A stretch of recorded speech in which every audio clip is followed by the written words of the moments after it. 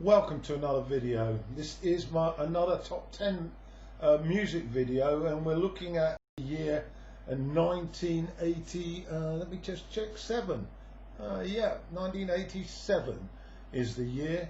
And before I get on to that, I just want to point out that this year, sadly, we lost the great rock singer, soul and blues singer, Robert Palmer, who died of a heart attack in Paris at a very young age. He was just in his mid-40s. And also, I'd just like to point out a few of the albums that didn't make it into the top 10. They included, in no particular order, In It for the Money by Supergrass. I became quite keen on this Britpop outfit. Some more Britpop. Blur's album with Beetlebum, that didn't make it. McCartney's Flaming Pie, which I do like, sorry, wasn't in the 10. And Be Here Now, that's the third Oasis album, and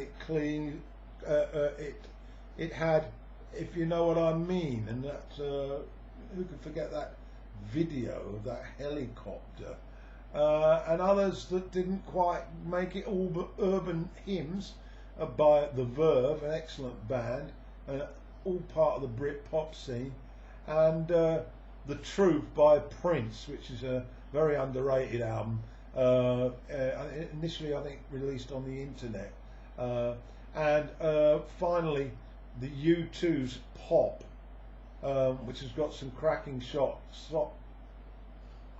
tracks on it, but just doesn't hold up as a full album. Mofu and Discotheque come to mind. So those ones didn't make it.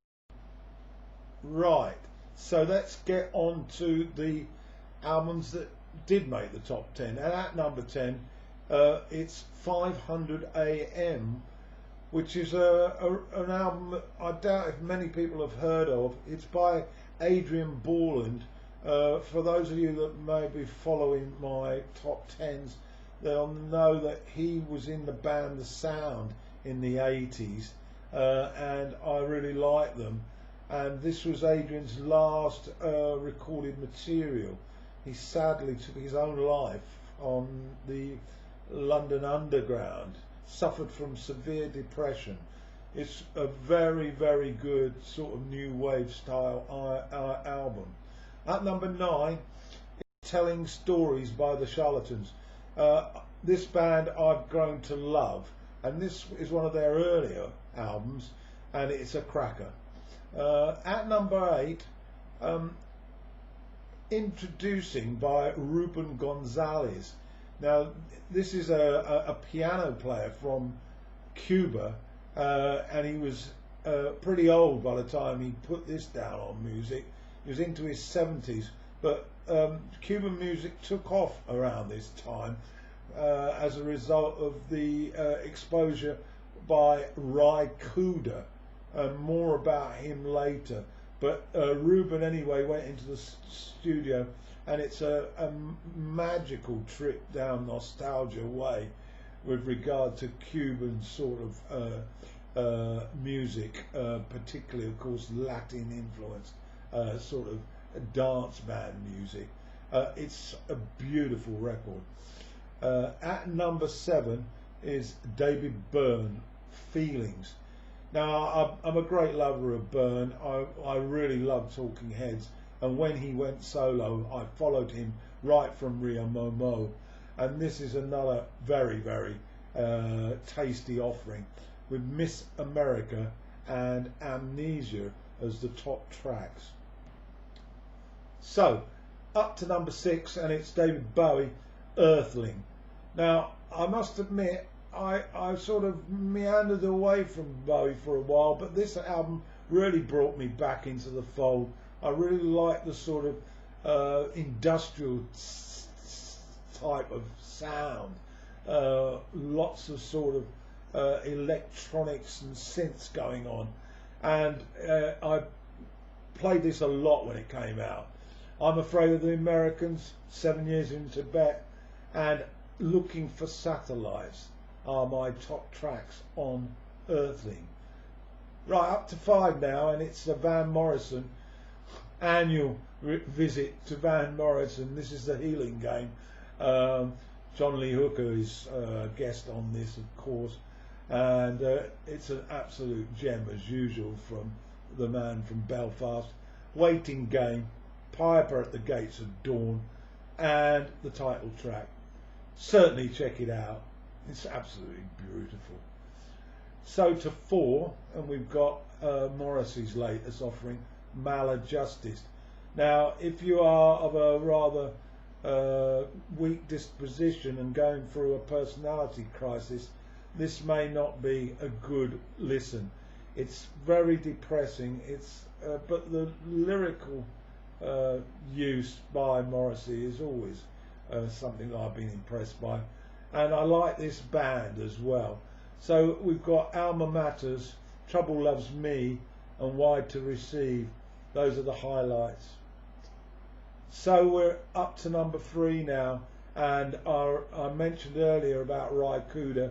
He was actively involved in the evolution and production of the Buena Vista Social Club, a collection of musicians, all in their late 70s in Havana, Cuba, and he pulled them together and he got this album out of it, and it's absolutely fantastic.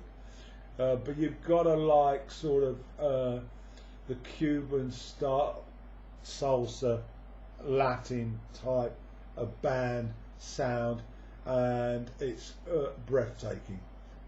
To 2 then, and this is Paul Willer's latest offering, Heavy Soul. Great fan of Paul Weller, particularly now he's in his solo career, and this is a cracker. It's got 2 superb tracks on it, although it's all good. Peacock Suit, which is on their live set, and then Up in Susie's Room, which is a beautiful song. So it's back to number 1. You probably all guessed it by now. Yes, it's Radiohead, OK Computer. It's everything that everybody's ever told you about. A radical album that really changed the face of music. Electronica, wizardry, computer generated music, and a terrific writing from Tom York and Johnny Adamson. The 2 standout singles on this are Karma Police and Paranoid Android, but Subterranean Homesick Alien is pretty good as well, as are the rest. So that's my number 1 for this year, 1987. Hope you enjoyed it. Comments in the comment section, please. Tell me what ones you liked, what your choice would be. Let's get a chat going if we can. It's just a taste of this, really. And I'll be back with another video shortly on 1998.